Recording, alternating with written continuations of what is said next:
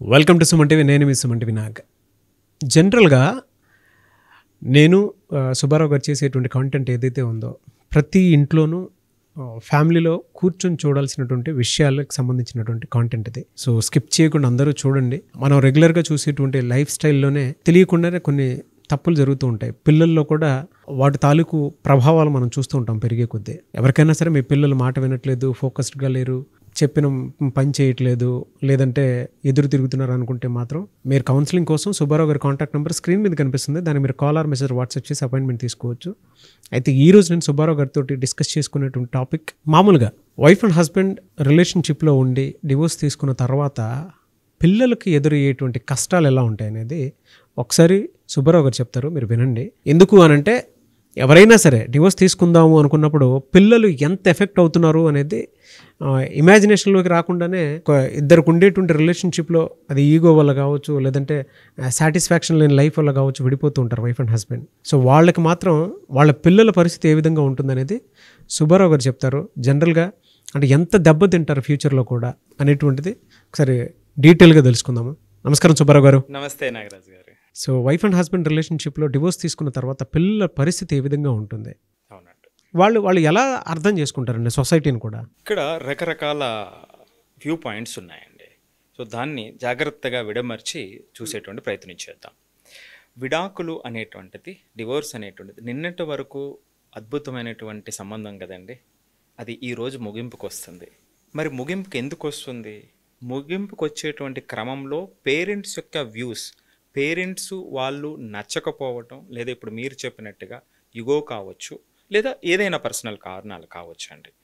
So ఆ సంబంధం ముందుకు వెళ్లకుండా వాళ్ళు ఆపాలి అని అనుకునేటప్పుడు ఆపినా వాళ్ళిద్దరికీ ఓకే కదండి. సో వాళ్ళు ఇక ఫ్రీ అయిపోయామనుకుంటారు. కానీ ఎవ్వరూ టచ్ అయినటువంటిది పిల్లలండి. ఎందుకంటే ఆ పిల్లలకి వీళ్ళిద్దరూ అన్న ఇష్టం అండి. వీళ్ళు ఆ రోజు తీసుకున్నటువంటి నిర్ణయం ఆ స్పౌస్ మీద ఇంట్రెస్ట్ తగ్గటం, లేకపోతే వాళ్ళు ఇంకా అవసరం లేదు అనుకోవటం. సో ఆ రోజు నిర్ణయం వాళ్ళకు ఓకే, కానీ పిల్లలకు మాత్రం ఓకే కాదు. వీళ్ళకి ఇద్దరూ కూడా ఇంపార్టెంటే, ఇద్దరిని మనస్ఫూర్తిగా ప్రేమిస్తూ ఉంటారు.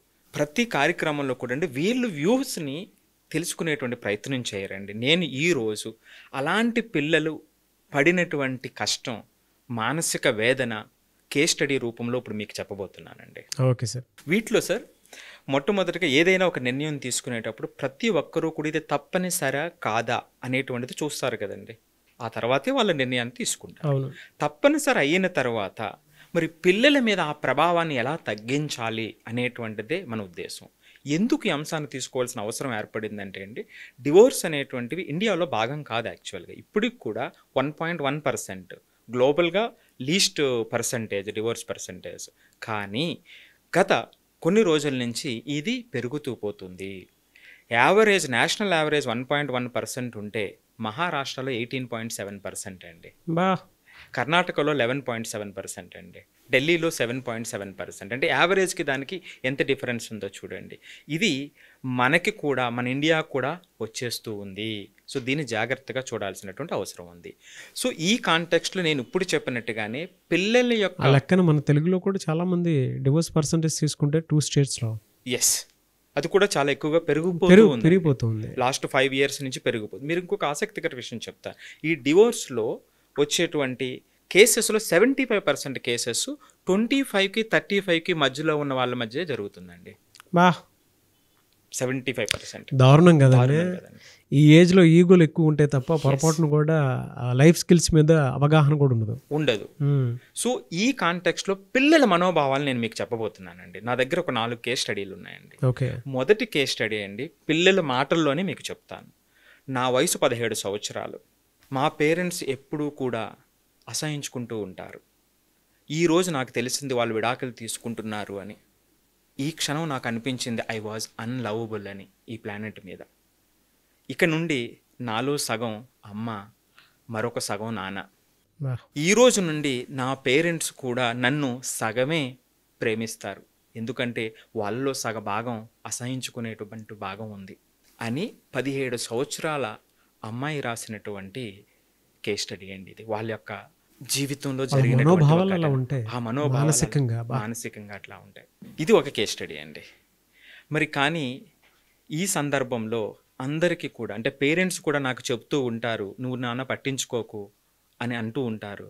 కానీ అది నిజం కాదు, ఇదే నేను చెప్పేదే లాజిక్ అని ఆ బాబు రాసినటువంటి కేస్ స్టడీ అన్నమాట అండి. బయట ఎవ్వరికీ కూడా ఈ బాధ ఎవరికి అర్థం కాదు. ఎంతోమంది నిలదొక్కుని నిలబడాలి అంటారు. ఈ బాధని తేలిగ్గా తీసుకొని బయటపడటం అంటే అంత సులువైనటువంటి కాదు అని ఫస్ట్ కేస్ స్టడీలో పిల్లల మనోభావం అండి. రెండో కేస్ స్టడీలో ఒక పిల్లవాడు రాసినటువంటిది, నన్ను అందరూ కూడా ఎంతో ప్రేమగా ఎంతో ఉత్సాహంగా ఉన్నావంటారు, కానీ వాళ్ళకి తెలియదు గంటల తరబడి ఒంటరిగా నేను ఏడ్చినటువంటి రోజుల గురించి. ఎందుకంటే నాకు 4వ ఏట మా పేరెంట్స్ విడాకులు తీసుకున్నారు. నాకు అమ్మా నాన్న అంటే ఎంతో ప్రేమ, ఇప్పటికీ ఎంతో ప్రేమ. నా వయసు ఇప్పుడు 15 సంవత్సరాలు. నేను నాన్న దగ్గర ఉంటాను, మా అమ్మ దూరంగా ఎక్కడో ఉంటుంది, అప్పుడప్పుడు వెళ్ళి చూసొస్తూ ఉంటాను అని బయటికి ఎంతో ఉత్సాహంగా కనిపించేటువంటి ఒక పిల్లవాడు రాసినటువంటి ఒక ఆవేదన అండి వాళ్ళ పేరెంట్స్ తీసుకున్నటువంటి డైవర్స్ మీద. ఇక మూడో కేస్ స్టడీ చెప్తాను మీకు. మా పేరెంట్స్ ఇప్పటికీ డైవర్స్ తీసుకోలేదు, కానీ వాళ్ళు తీసుకుంటే బాగుండు అని అనిపిస్తూ ఉంటుంది నాకు అని 19 సంవత్సరాల అబ్బాయి రాసినటువంటి ఒక కేస్ స్టడీ అండి ఇది. ఎందుకు అంటే వాళ్ళు ఎప్పుడూ వాదులాడుకుంటూ ఉంటారు, ఎప్పుడూ దెబ్బలాడుకుంటూ ఉంటారు. ఈ 19 సంవత్సరాల్లో ఏ వారం వీళ్ళు విడిపోతారు, ఏ నెలలో వీళ్ళు విడిపోతారు, ఏ సంవత్సరంలో విడిపోతారు అని నేను గడిపాను ఇప్పటి వరకు కూడా. నాకు ఉన్న ఇంకొక 2 సిబ్లింగ్స్తో కలిపి మేము ముగ్గురు కూడా ఇదే భయంతో గడిపాము. కానీ ఎప్పుడూ కూడా మమ్మల్ని ప్రేమగానే చూస్తారు, కానీ ఎప్పుడు ఈ గొడవ జరుగుతూనే ఉంటుంది. మీరు చెప్తుంటే విడిపోవాలి అనుకున్నటువంటి వాళ్ళు ఎవరైతే ఉంటారో ఇప్పటికన్నా మారండి, కనీసం అట్లా ఉంటాయి వాళ్ళ మనోభావాలని అరిచి చెప్పాలని ఉంది, అంత ఇదిగా ఉంది. చివరికి ఆ అమ్మాయి రాసినటువంటి ఫైనల్గా రాసినటువంటిది ఏమిటంటే, still I love both of them అని రాసింది. ఇప్పటికీ మా కోసం కలిసి ఉన్నాము అంటూ వాదులాడుకుంటూనే ఇప్పటి వరకు ఉన్నారు, కనీసం అట్లీస్ట్ నాకు 2 పేరెంట్స్ ఉన్నారు విడిపోకుండా, ఈ బాధ ఉన్నప్పటికీ అని 19 సంవత్సరాల వయసులో ఉన్నటువంటి అమ్మాయి రాసినటువంటి కేస్ స్టడీ అండి. ఇక లాస్ట్ది చెప్తాను. నాకు పేరెంట్స్ 2 కూడా విడిపోయారు, కానీ వాళ్ళకి రకరకాల కారణాలు ఉండొచ్చు వాళ్ళు విడిపోవటానికి. ఆ యొక్క బ్యాగేజ్ని నేను మోయకూడదు. నా గమ్యం ఏమిటి అనేది నేను నిర్దేశించుకోవాలి. రేపొద్దుట ఇలాంటి ఫ్యామిలీ కష్టాలు పడేటువంటి వాళ్ళకి సహాయపడే స్థాయికి ఎదిగి నేను ఆ స్థాయిలో ఉండి ఆ స్థాయికి ఫోకస్ చేసి అలాంటి వాళ్ళకి హెల్ప్ చేయాలి అని ఇంకొక అబ్బాయి రాసినటువంటిదండి. చూసారా, ఒక 4 విభిన్నమైనటువంటి కేస్ స్టడీ చెప్పాను. చాలామంది పేరెంట్స్ ఇలాంటి నిర్ణయం తీసుకునేటప్పుడు వాళ్ళ యొక్క వ్యక్తిగతం మొదటి ప్రాధాన్యత అయితే, వాళ్ళ స్పౌజ్ యొక్క అసహించుకోవటం అనేటువంటిది 2వ ప్రాధాన్యత అయితే, 3వది పిల్లలు అయిపోతారండి. కానీ ఆ పిల్లల మీద పడేటువంటి మానసిక ఒత్తిడి అంతా ఇంత కాదు.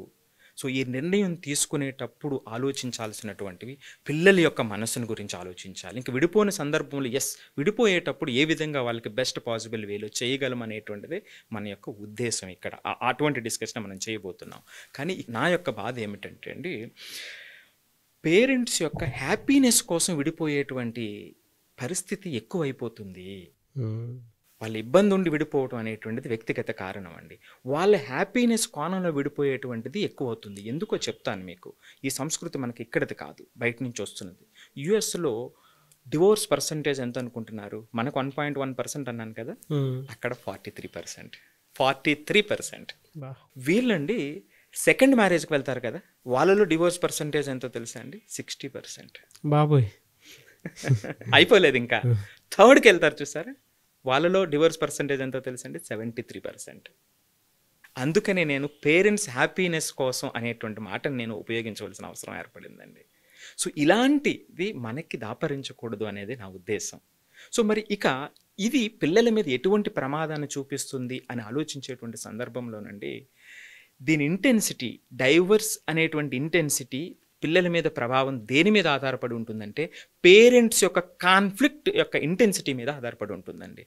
వీళ్ళ మధ్య కాన్ఫ్లిక్ట్ ఎంత ఉంది, ఎంతకాలం నడిచింది అనేటువంటిది పిల్లల యొక్క మనస్తత్వం మీద ఆధారపడి ఉంటుంది. ఉదాహరణకి ఒక విషయం చెప్తా మీకు. ఒక ఫాదర్ చెప్తున్నాడు బాబుకి, అరే నాన్న, అమ్మకి చెప్పు సాయంత్రం డెంటిస్ట్ అపాయింట్మెంట్ ఉంది అని. అమ్మ విని అదే బాబుకి చెప్తుంది, నాకేం అవసరం లేదు, ఆ బాధ నొప్పి లేదు, నేనే పడతాను, నేను రావాల్సిన పని లేదు అని అమ్మ చెప్తుంది. అంటే ఈ సంఘటన ఏంటండి? అమ్మా నాన్న మాట్లాడుకోవట్లేదు, పిల్లల మధ్యలో ఎంత ఒత్తిడి ఏర్పడుతుందండి. ఇది ఒక రకమైనటువంటి సందర్భం. రెండో సందర్భం, పేరెంట్స్ విపరీతంగా వెర్బల్గా గొడవ పడుతూ ఉంటారు, వాదులాడుకుంటూ ఉంటారు, అబ్యూజ్ చేసుకుంటూ ఉంటారు, కొన్ని సందర్భాల్లో కొట్టుకుంటూ ఉంటారు. ఇలాంటి కేసెస్ కూడా ఉంటాయి.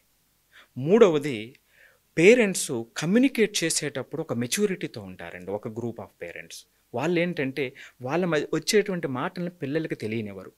పిల్లల దగ్గర వాళ్ళ ఎమోషన్స్ని కంట్రోల్ చేసుకుని వాళ్ళు ఉన్న సందర్భంలో చాలా కంట్రోల్గా ఉంటారు. సో వాళ్ళకంటే చాలా ఇబ్బంది ఉన్నప్పటికీ కూడా, డిఫర్ అవ్వాలనుకున్నప్పటికీ కూడా, ఇలా రకరకాల కుటుంబాలు ఉంటాయండి. ఏది ఏమైనప్పటికీ కూడా ఈ ఇంటెన్సిటీ పిల్లల మీద ఎలాంటి ప్రభావం చూపుతుంది అంటే, ఈ సందర్భం జరుగుతున్నటువంటి సందర్భంలో పిల్లల యొక్క పల్స్ రేట్ ఒక్కసారిగా పెరుగుతుందండి, చెమటలు పడతాయి. అక్కడి నుంచి ఆ స్ట్రెస్ హార్మోన్స్ రిలీజ్ అవుతాయి. స్ట్రెస్ హార్మోన్స్ రిలీజ్ అయిన సందర్భంలో వాళ్ళకు ఒక భయం ఆవరిస్తుంది. ఎందుకు భయం ఆవరిస్తుందండి? ఒక వ్యక్తికి జాబ్ లేదు నీకు రేపటి నుంచి ఇక్కడ అంటేనే తట్టుకోలేనటువంటి పెద్ద వ్యక్తే, అరే నా భవిష్యత్తు, నేను వాళ్ళ రక్తము, నాకు భద్రత వాళ్ళే, అలాంటి వాళ్ళు నన్ను త్యజించబోతున్నారు, ఫియర్ ఆఫ్ అబాండన్మెంట్ అంటారండి, నన్ను త్యజిస్తున్నారు వాళ్ళు అనేటువంటిది ఎంత నొప్పిని కలిగిస్తుంది చూడండి పిల్లల్ని. అంటే మనకి ఎవరికైనా సరే భద్రత ఎక్కడండి? తల్లి తండ్రి ఒడి, ఆ తర్వాత ఇల్లు.